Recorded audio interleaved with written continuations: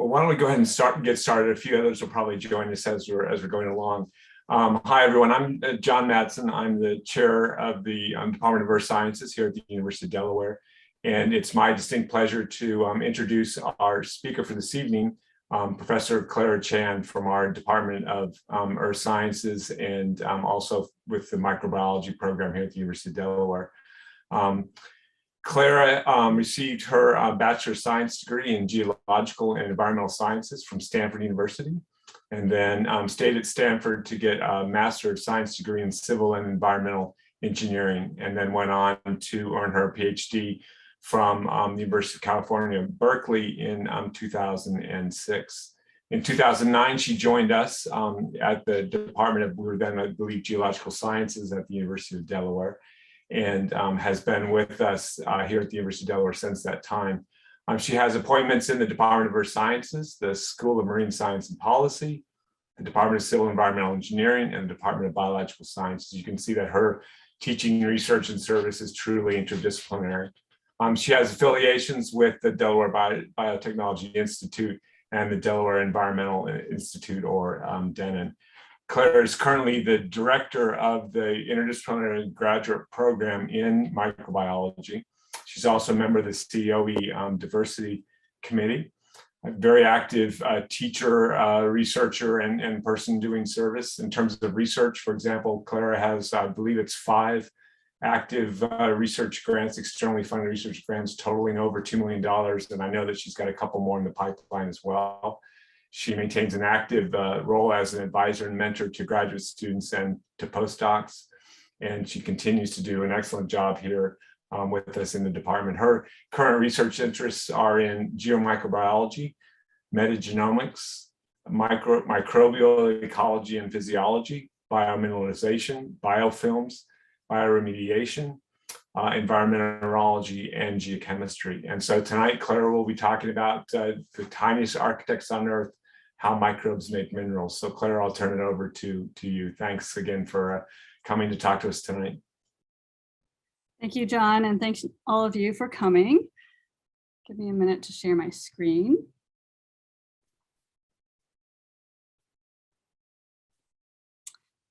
Does that look okay? Yes, it does. All right. Move stuff out of the way.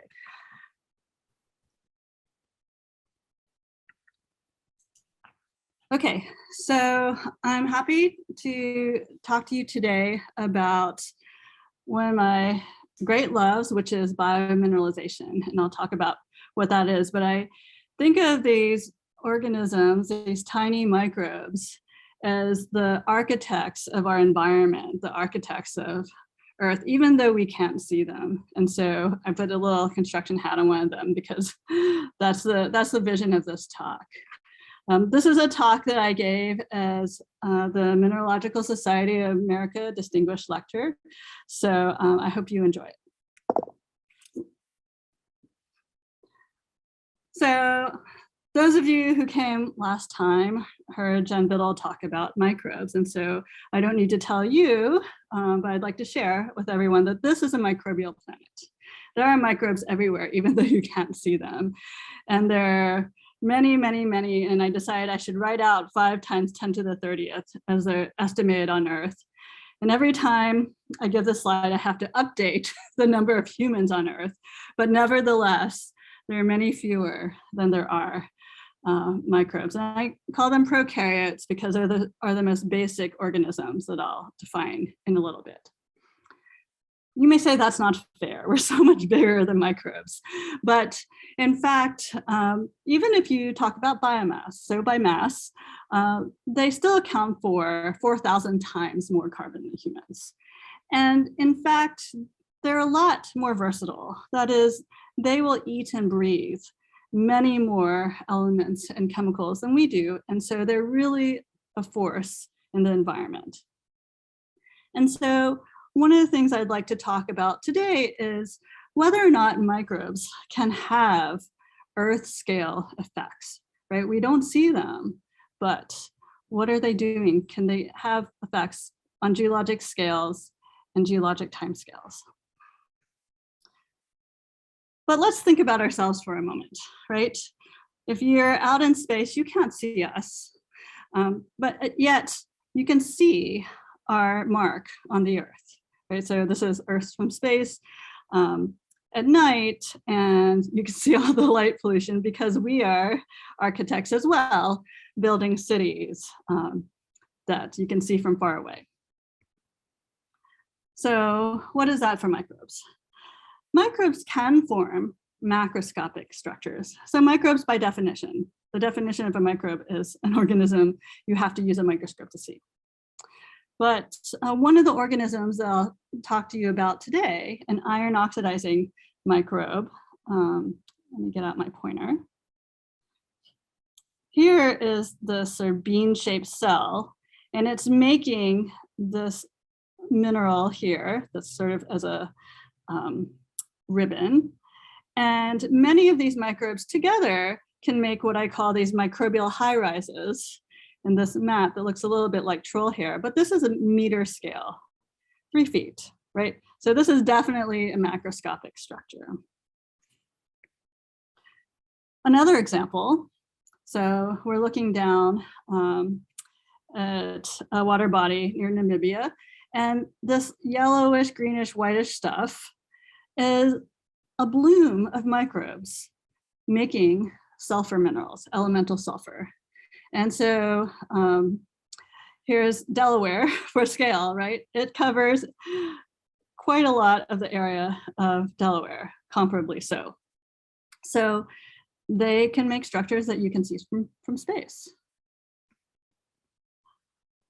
Here's another example. This is looking down a water well, and it is orange, as you see, and all that fluff, the narrator you can't hear is calling it the magic mushrooms, but all that fluff is, again, these iron microbes making rust minerals. And in this case, it's not so much a useful structure as more of a blight, right? These organisms are clogging a water well that's used for either water sampling or water supply. And it is true in a lot of waterworks that microbes can get in the way. But on the other hand, and they can help with water and wastewater purification. Biominerals affect us in many different ways. Basically what happens is they are very reactive. Lots of different elements, maybe toxic metals like arsenic, nutrients like organic carbon can stick to biominerals. And this changes how these chemicals move around in the environment. So they can trap these things, and that slows their transport. So I have a cartoon here, here's a stream bank, or maybe this is the beach and there's groundwater flowing into the water body. And so this is a hotspot, this stream bank or this beach is a hotspot of microbial activity. And through their activity, they precipitate minerals that sequester lots of these things. It's important in our soil. So we study rice and rice roots with Angelia Seifert's lab in the College of Ag. And the roots are surrounded by iron oxides that are made by microbes. And that's important because rice can sometimes take up arsenic, and that will affect the nutrition of the grain, right? You don't want arsenic in your rice. And the iron oxides can potentially stick or absorb the arsenic so that it doesn't go up into the rice. Overall, these biominerals, they can affect water quality. They can also help us make new materials, etc. And so we really want to know how they are made and under what conditions. We can do that in the lab, and we also do that in the field. So we make sure we understand the environmentally relevant conditions. And our basic question is, what can microbes do, right? What kinds of minerals can they form? Under what conditions? And are they unique in any way? So think about an architect that has a unique style, right? So like the Frank Lloyd Wright. When you see a Frank Lloyd Wright house, like Falling Water, you just know. For a microbe, what is that? And do they make unique morphologies or other unique signatures that when we see that house, we know what kind of microbe was there, and we start to understand something about what the world was like when that mineral was deposited. So for the rest of this talk, I'm going to give a bit more intro to biomineralization. We're going to go to Italy to talk about how microbes make elemental sulfur. And then we're going to go to the bottom of the ocean to the hydrothermal vents off the coast of the Big Island of Hawaii and talk about how microbes rust the earth. So in some ways, biomineralization doesn't need any introduction because you yourself make minerals in your bones. So that's hydroxyapatite, a phosphate mineral. And then you may be familiar with various marine microbes that make minerals. So coccolithophores, like E. huxleyi, make calcite. Radiolarians make silica shells, and diatoms also make silica shells. These are eukaryotes. These are cells that have nuclei, whether they're single cell or multi-cell. So they're a bit more complex than prokaryotes. Prokaryotes have no nucleus, so you can see the cell here. They're a bit smaller. This is a 1 micron scale bar. Your hair is about 100 microns, so 1/100th of your hair wide. But you can see this chain of magnets, tiny chain of magnets inside this magnetotactic bacteria that uses the chain to orient in the Earth's magnetic field. This is the microbe that I showed you before and that I'll talk about that makes iron oxides, rust. And then here's a microbe. This is a cell here making a blob of elemental sulfur.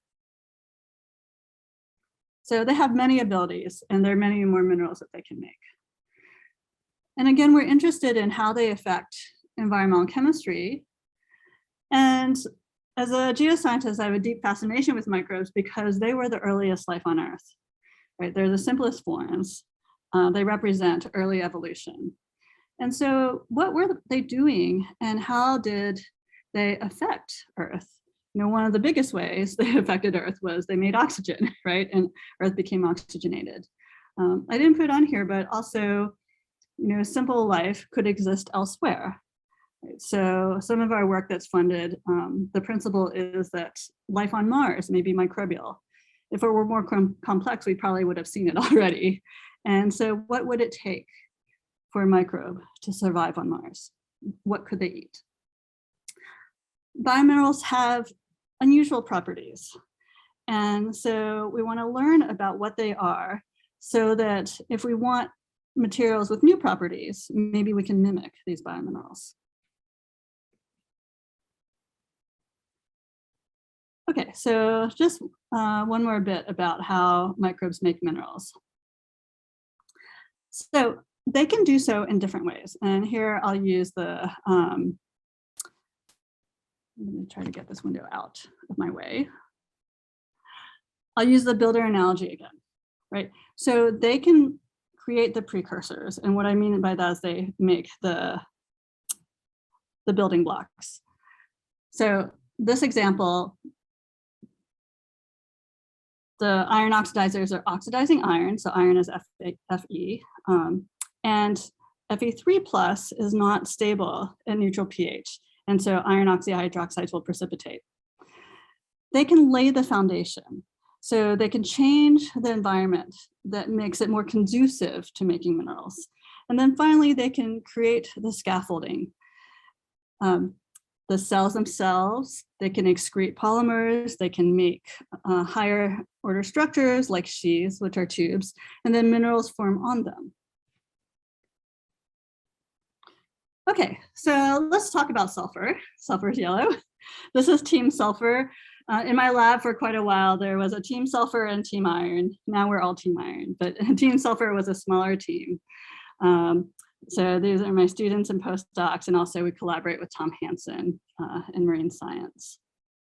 So Team Sulfur, although small, had a secret weapon. So in order to make sulfur, you need sulfide. And so they, at will, could or accidentally smell up the lab. So that's a feature of Team Sulfur. Now we're Team Iron and nothing smells. So elemental sulfur, or S0, we call it S0 because the valence is 0, form typically in high sulfide anoxic or low oxygen, microoxic environments at hydrothermal vents, sulfidic vents and springs.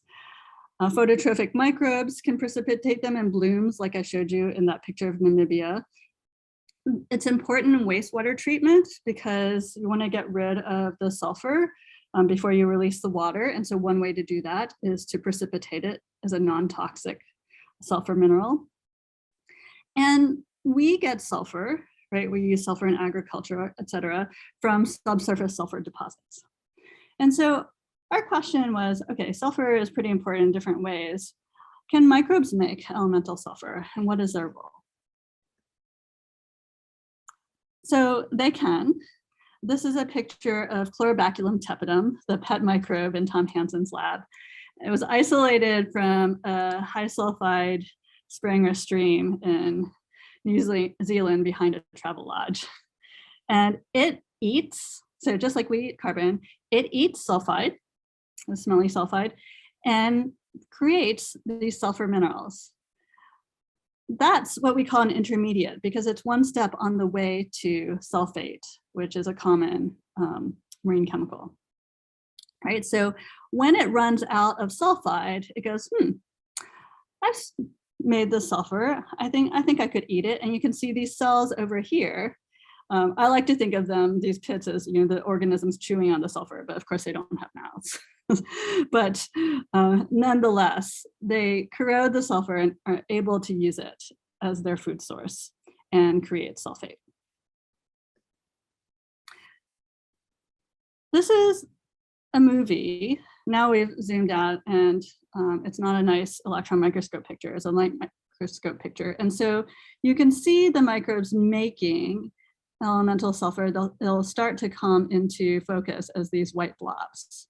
And the cells are these dark ovals. And so what's interesting about this is they don't seem to be touching the sulfur. They're able to make some sort of dissolved version, and then the minerals nucleate and grow.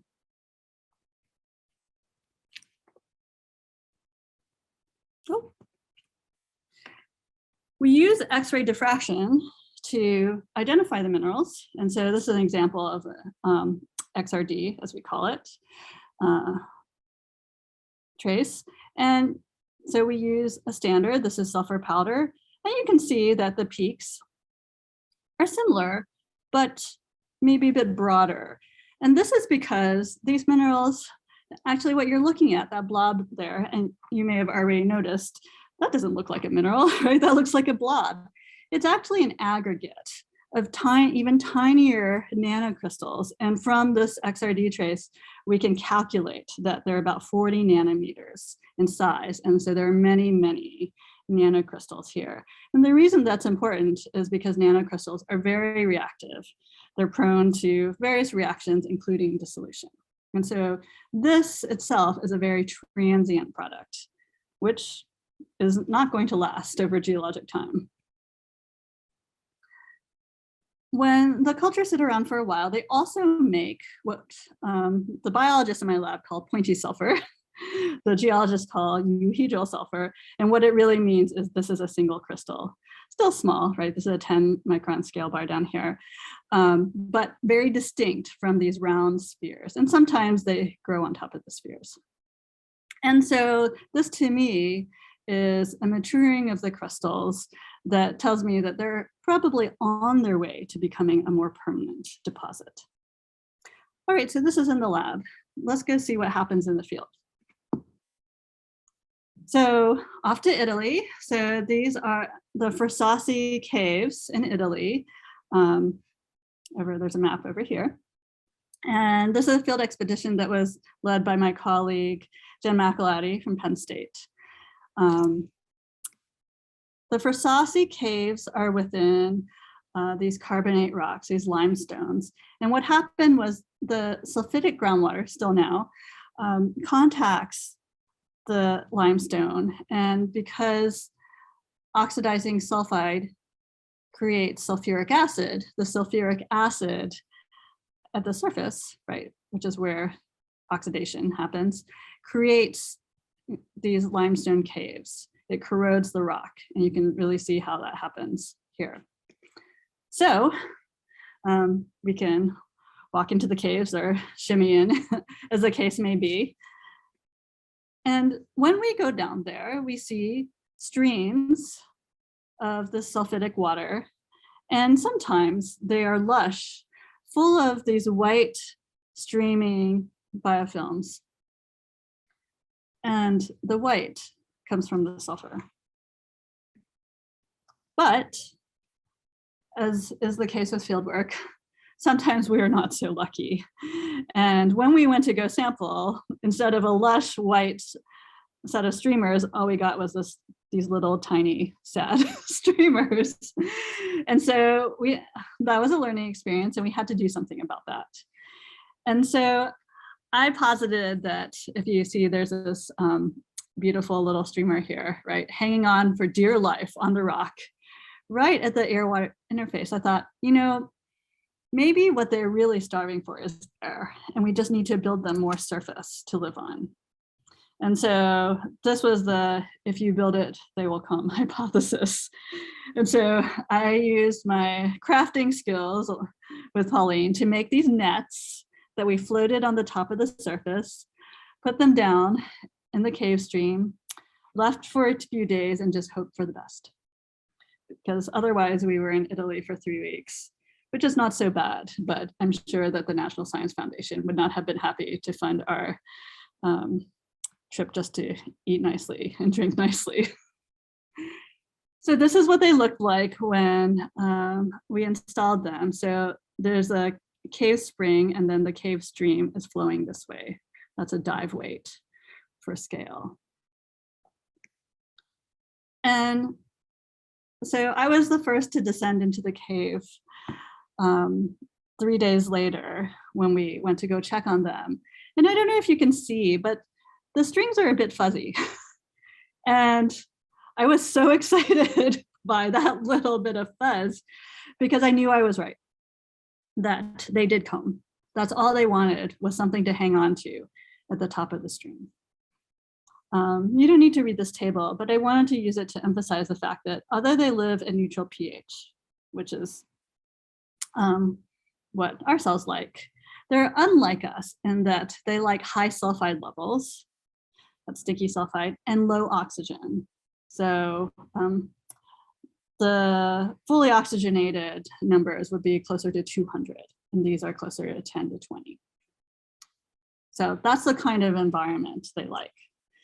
Here is 11 days, and you can see, I'll just zoom in, that these nets are chock full of these lovely biomineralizing microbes, full of that white sulfur. And so let's take a look at them. So in a microscope, if we stain the cells with fluorescent dyes, we can see them quite clearly. And just like they look like they're sort of filamentous on the macroscopic level, on the microscopic level, that is their texture as well. There are these long, thin filaments that actually grow in these, if you squint, you can see this rosette structure here, emanating from the center. And full of these dark pieces here and here are minerals, and they're elemental sulfur. And in fact, the biofilm has much more sulfur. It's almost half sulfur by mass.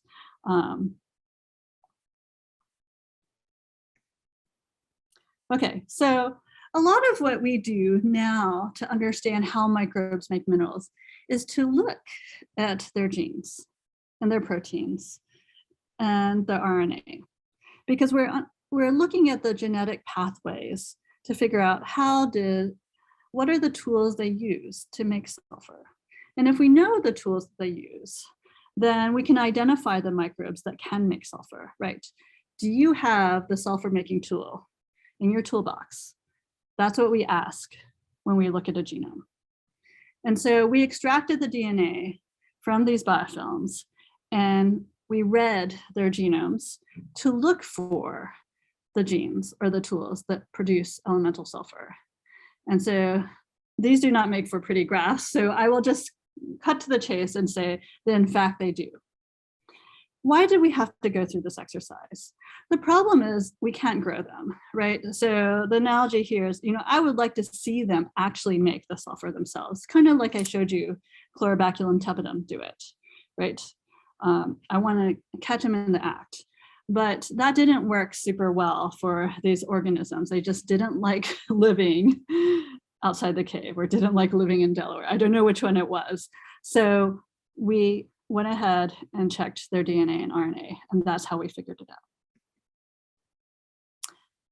And so back to this question of pointy sulfur.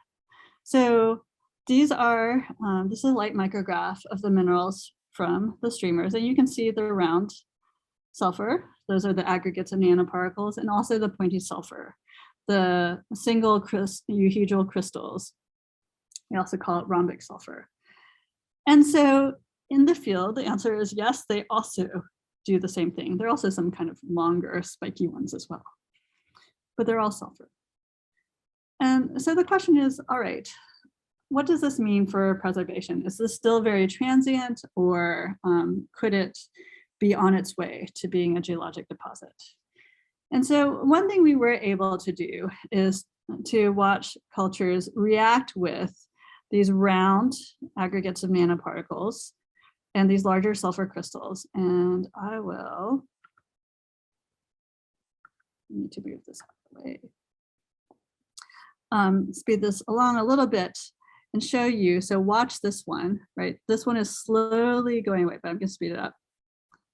And so those reactive nanoparticles dissolve faster than this larger euhedral sulfur crystal. And so yes, this one is less, what we would say is less bioavailable and more prone to preservation, at least on the time scale that we were able to observe. And so overall, Team Sulfur concludes that these microbes can thrive in the subsurface, in these caves, building biofilms and very prolifically precipitating elemental sulfur, even on the 11-day timescale. So give them a year or a million years and just think what they could do. But it has to be preserved, right? Sulfur is an intermediate, as I told you. So it could continue to be oxidized, it could be re-reduced. And so the preservation on the geologic timescale is a balance between the formation and the destruction, the dissolution. And our chemical analyses show that this requires very high sulfide, low oxygen conditions, such as what you find in the subsurface. And it is ultimately a result, this kind of environment and product is a result of the interactions between microbes and their geochemical environment, which is ultimately physically derived from the hydrogeology. But our conclusion from our short timescale experiments is that it does seem that sulfur oxidizing microbes can produce geologic scale sulfur deposits.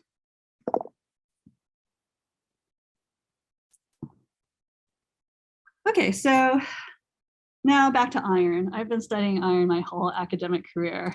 It's my great love, and I'll show you why. It's not just because it doesn't smell. This is Team Iron from a few years ago. We have a new Team Iron now. But this work I'm showing you is also in collaboration with George Luther's lab and Dave Emerson's lab at Bigelow in Maine. So you are sitting on a big hunk of iron. Iron is the center of our world.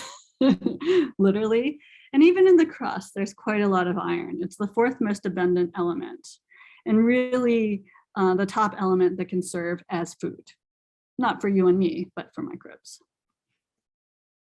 And so the way these organisms eat iron is they rust it, they oxidize it, and they breathe oxygen, which is a little bit more like you and me. And in the process, they make these iron oxyhydroxide or rust minerals. But they have a problem, right? You know, things rust, cars rust, steel rust, right? That's called chemical iron oxidation. And it's a function, so the disappearance of iron or the oxidation of iron is a function of oxygen concentration and also pH. But at neutral pH, the rate, the speed of iron oxidation is simply a function of oxygen. And so these organisms adapt. They don't want their food disappearing in front of their eyes, so to speak.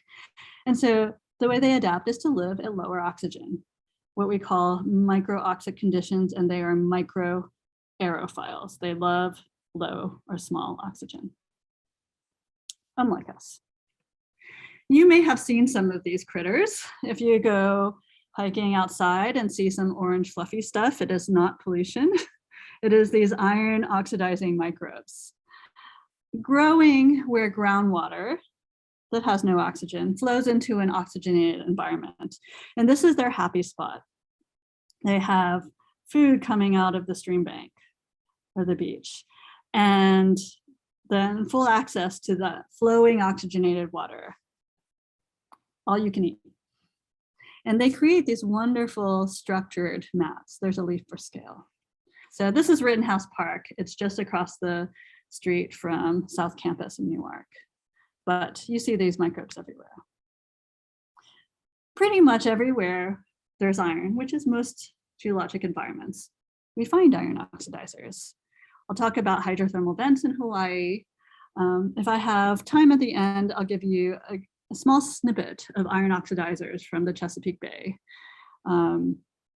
If you are at the beach this summer and you dig down, you might see these worm burrows. And these black minerals are iron sulfides. They're reduced iron, and the worm burrows bring oxygen down into these anoxic sands. And iron oxidizers love these. So these environments might be relatively restricted now, but it used to be that Earth was covered in iron-rich oceans. So this is a geologic timescale. GA stands for billions of years. So 1 billion years, 2 billion years. Geologists like to graph going back in time to the left. So the Earth is 4.5 billion years. So this is geologic time. And then blue is oxygen. So this is oxygen on Earth now, but there used to not be a lot of oxygen. And then before a certain time, none at all. And so iron was able to exist in the oceans as the reduced form. And in fact, a lot of the iron that we use today in steel comes from what we call banded iron formations, BIFs for short. And these are these huge geologic deposits of iron. And there are quite a few deposits over time up until the Earth was more oxygenated, and then they disappeared, probably because the oceans no longer had so much iron in them. A question is, so based on what I just told you about what iron oxidizing microbes like to eat and breathe, in this transition period between no oxygen, lots of iron in the oceans, and then oxygen being more prevalent, maybe this was an opportunity, the greatest buffet on Earth for aerobic oxygen breathing iron oxidizers. But we would have to have some signatures of their activities. And so we go to try to study them in the environment now, to try to understand what they look like now, and whether or not they would leave behind any signatures, such as morphologic fossil signatures. And so this took us to Hawaii. The big island is here, and there is a submarine volcano here, formerly known as Luihi. And it looks like this, and in the middle is this pit. It's not erupting now, but there's still a lot of hydrothermal activity. And we take the submersible Jason, and this time we were on the Melville, although we've taken a number of different ships. And when Jason the submersible gets down to the bottom of the pit, it just looks like a world of orange. And all of that orange that you see is, almost all of it is microbial biomineral. This is a chemical profile across the surface of these microbial mats, which is simply an aggregation of cells, their minerals, their polymers, right? And so as soon as we move through the top of the mat, the oxygen level takes a dive. And that's a signature of the organism's breathing, right? They're breathing all the oxygen they can. And on the flip side, these waters that are rich in iron, because they're warm, dissolving iron out of the basalt, they're rich in iron, but as soon as the iron sees oxygen, that's where these microbes grow, they proliferate, and they make the mat. So this is really their happy spot. This is a close-up of what they look like in the field. And there is this combination of tiny vents and then just this overall diffuse flow. I'll show you a movie in a minute. And these kind of bulbous, almost cauliflower-looking mats, we call these curds. You can kind of see where we sampled them here. But basically, this is what it looks like, this interface of iron and oxygen. Here it is close up. And so we call this a scoop sampler. You see the shimmering fluids. Those are the hydrothermal fluids. And all this iron fluff, that's the structure of these mats. And we're trying to very gently sample them. You can see them jiggle a bit, so that we can get intact pieces, so we can look at the architecture of the mats. And here they come. A lot of them fall apart, but there are pieces that we can still look at. In the case of these mats, we are able to grow the organism that makes it. This organism is Mary profundus ferrooxidans, which stands for deep sea iron oxidizer. And it was isolated by Dave Emerson. And here it is. It's actually, the organism is this little bean-shaped cell, micron size, that creates this ribbon-like structure of rust. And by growing it, we can show what it can do. It is an autotroph, meaning it can fix CO2 into organic carbon. And so it is the primary producer, creating all the food for everybody else down at these deep sea vents. You may notice that at these vents, there are no shrimp, no crabs, no clams, no nothing else, because iron is not conducive to that. So it's mostly microbial life, but this organism is producing what everyone else needs. And so when we grow in the lab, you can see this time-lapse video, that bean-shaped cell is twirling. If you can imagine twirling on that axis. And as it eats iron, it makes the building blocks of this ribbon-shaped stalk. And the reason it's twisted is because the cell twirls. And if we look at it up close, this is a cell. This is cryo-electron tomography. We can see through the cell because the cell itself is not mineralized. And then you can see the beginning of the stalk there. We study the biominerals, the stalk, and we have found that the minerals are this mineral called ferrihydrite. And they're covered in what looks like goo here, but it's really organic. It's a polysaccharide. It's basically a chain of sugar. And so these organisms are very smart. They're packaging their waste product as a stalk, which functions like a stalk, right? It's attachment structure. It keeps them held into that very nice vent of flowing food. And so it's creating this whole mat based on its waste product. The fun thing about this organism, so I showed you this movie before, right? The cell is making a stalk, but the way that microbes grow and reproduce is they divide. And so when the cell, you can see the cell here, divides, the stalk divides. And so these stalks are minerals, they're fossils in the making.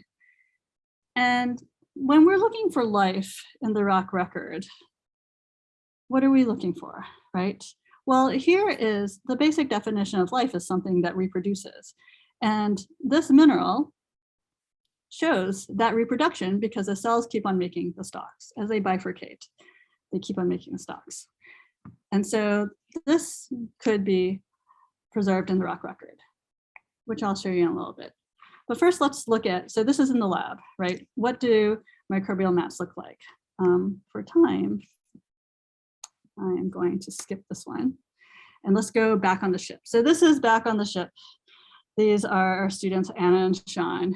And on the ship, you can't go to Home Depot. You can't go shopping. You have to use what's on the ship. And we needed something to put the mats in. And so we wanted it to be sterile. So that's why they're lighting this bowl on fire to sterilize it. And then here's the mat in this very nice bowl, right? And I dissected it, I embedded it in some basically Jello, cut it up, and we looked at it under the microscope to see what it looks like. And you can already see that it seems to have a fabric to it.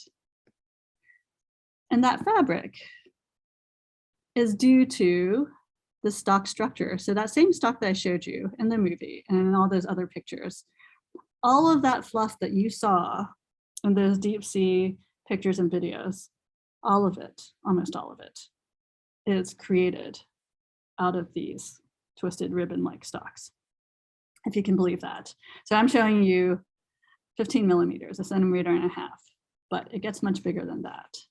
So here are just some more pictures. So this is a light micrograph. This is, you can see the branching in this scanning electron micrograph. And this is a zoom out. I colored, well, Sean colored, each sort of successive generation or colonies of stalks here. And so again, this is 1 millimeter.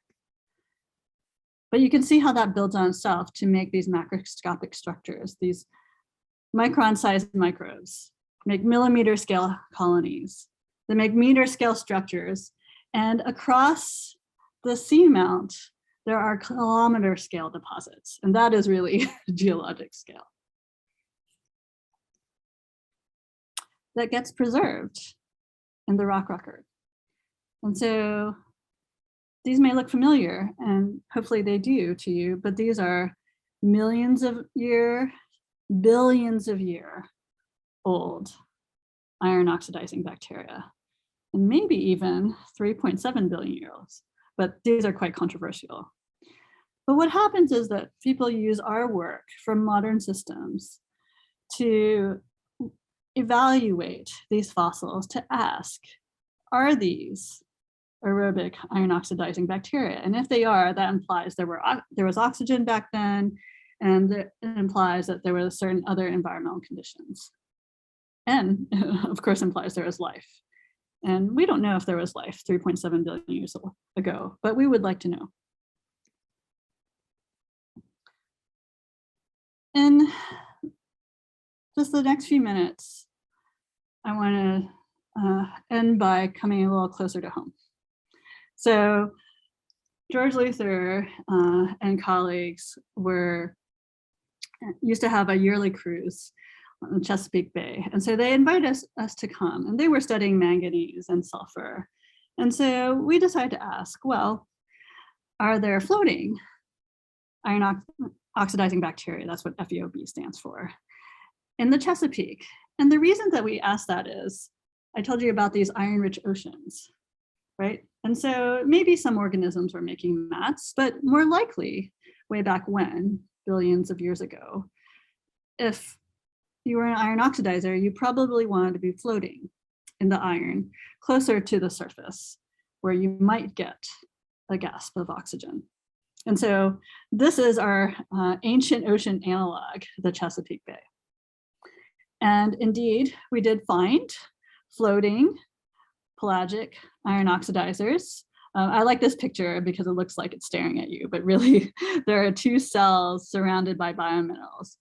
And when we look at the biominerals in the scanning electron micrograph, instead of there being twisted stalks, there are these shorter fibrillar structures that we've called dreads, just like it sounds, like dreadlocks. We could never find another word for it, so that's how it was published, dreads. And we realized at that moment, I realized that I had seen these before. And So I showed you this nice deep sea twisted stalk forming organism. But in fact, that picture of the Rittenhouse Park across the street from where I am now, we isolated an organism, fairy phaseless, stands for iron bean. Here's the cell. And not only does it make a stalk, it makes all this other stuff here. I used to joke that it was a really messy iron oxidizer. All the pictures were really messy. And it was isolated by this guy that his lab bench was always super messy and that this is what he deserved. But I didn't realize until later that actually this organism was making, had this funny hairdo, right? It was shedding all these dreads.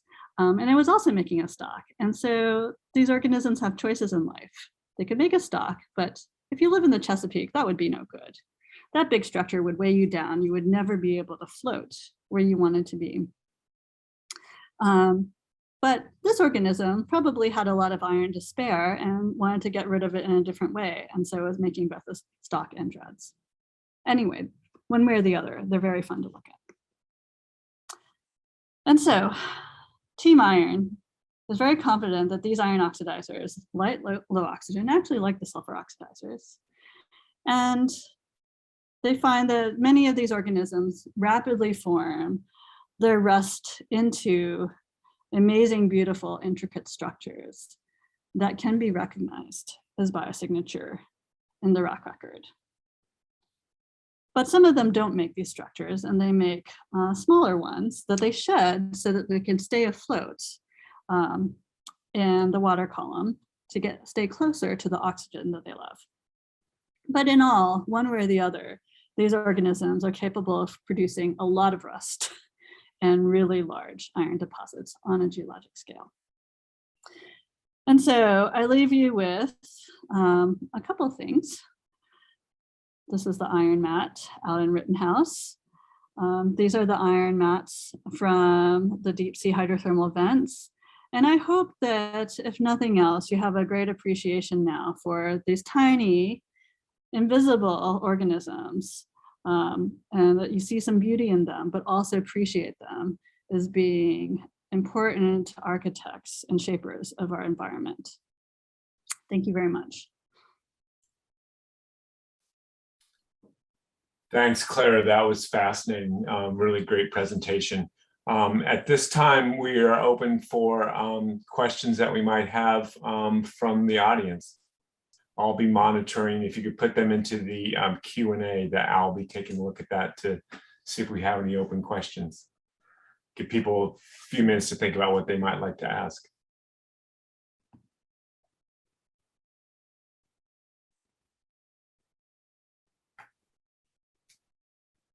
Clara, I'll start with the question.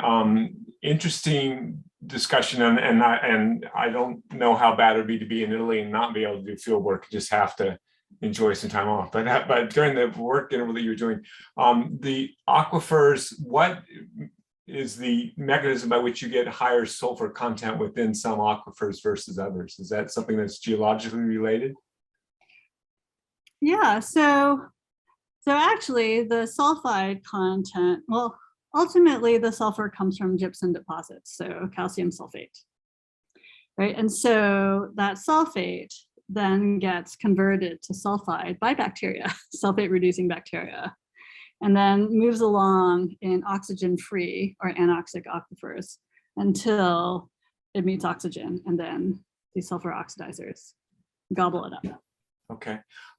Sam has a question that's along that similar vein. His question is, are the sulfur deposits in Vancouver of similar geologic formation as in Italy? Oh, I don't know off the top of my head. There are a lot of different ones, right? The ones in Italy, they're kind of fresh sulfur in the making. And so I would guess that, so a lot of sulfur deposits are actually associated with petroleum. So the largest deposits are probably unlike the ones in Italy. Italy is just fairly accessible. We don't have to drill down. Yeah, so there are a number of different ones, and you could argue that this one is a bit different than the ones that we use, but I would argue that the processes are probably similar. Okay, great. Thanks, Clara. Question coming from the chat. Are there examples of dreads in ancient rocks? Yeah. So I would say that those are harder to tell, right? So rocks go through a lot. They get mushed and heated up, etc. And so part of the reason that we can see these filaments in rocks is because they're long.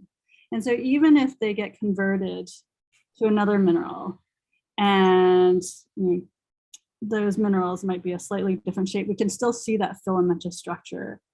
The short dreads, although I think they might be more common, right, in the early Earth, may not preserve as well because they also have to fall down through the water column. And a lot can happen on the sort of kilometer long fall to the bottom. And so I'm afraid that maybe that's not going to be as useful. I think we'll have to use the mat formers as more of the sentinels that iron oxidizers were there. Another question, are the iron oxidizing microbes and their iron oxyhydroxide products parts of the food chain or networks? Do other organisms eat them? Yeah, I'm going to get rid of the slideshow. Sure.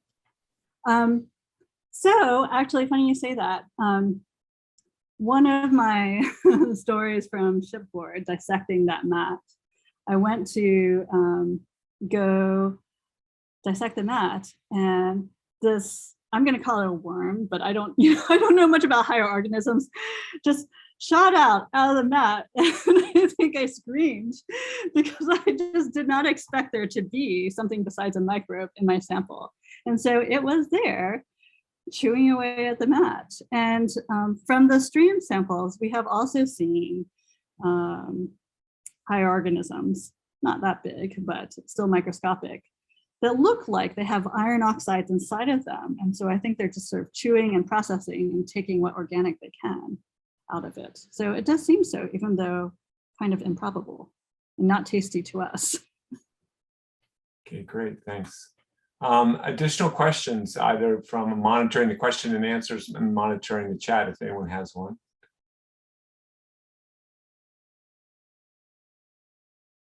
I might go ahead and ask the geologic question of greatest interest. Is so, if, in your opinion, what is the age of the beginning of life on Earth, and where might we go? Actually, is there a location that you might like to go to, that you would pick to go to, that might provide an answer?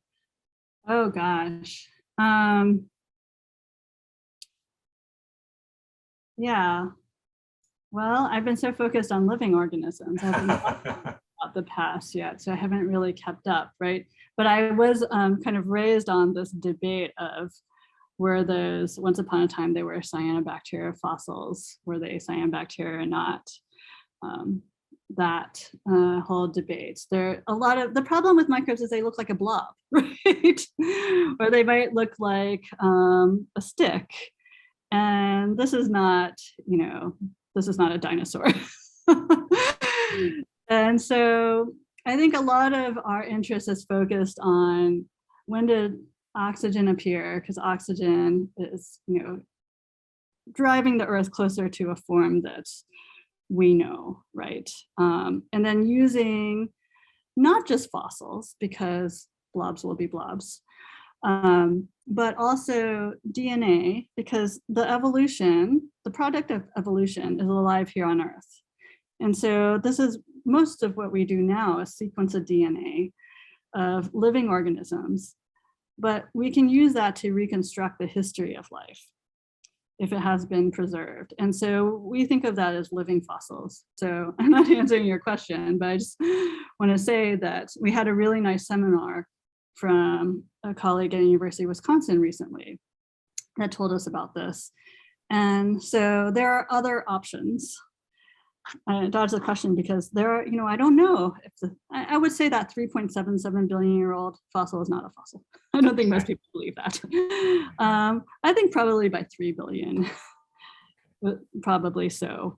But, we don't have to rely on just the fossils. We can rely on all our senses, right? Including nucleic acids. Sure. Okay. we can jump back from 3.7 to modern day. Would you like to tell us about what your most recent research efforts are, or what direction you see your research program going? It's an exciting field.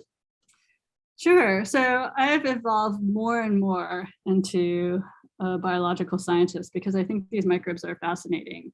You know, this how they make minerals has gotten us into what are the genes and proteins.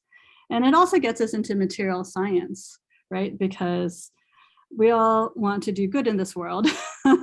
And I think these organisms can make novel materials. And if we can figure out how they do it, both how they live and also what genetic pathways they use, then we can start to make novel catalysts, novel organisms to help us clean our water better, to not clog our wells, etc. And so we do a lot of work with the genes, with the proteins, and then also, as you can see, we love microscopy to do all of those things together in both contaminated and pristine environments, terrestrial and marine. Lauren sort of followed with the question similar to that. Is it possible that there is an application of these microbes in water treatment or agriculture, since the iron oxide can trap arsenic? Yeah, absolutely. So actually, there are some water treatment plants. So US is quite conservative. They probably don't trust the microbes, but I think there are Danish water treatment plants that include, like, try to actually encourage these iron oxidizing microbes because so many potential contaminants will stick to them. And I've often thought, well, you know, they're not fun if they're clogging your waterworks or your wells, but if we can get them to grow in the right place by engineering our wells and our waterworks correctly, by controlling the oxygen, then we could use them. Similarly, in the rice example, right? They might be trapping arsenic, but then under the wrong conditions, they may release the arsenic, and we don't want that to happen. And so part of what we study is, okay, so what is the life cycle of the organisms in concert with the plants? Because I think they talk to each other. And are they helpful at the right time when the plant is making the right strain? Or are they actually counterproductive in that they might accidentally release the arsenic at that time? So that we definitely want to know because that would be very helpful. Good, thanks, Clara. Any other questions from the chat or from the question and answers?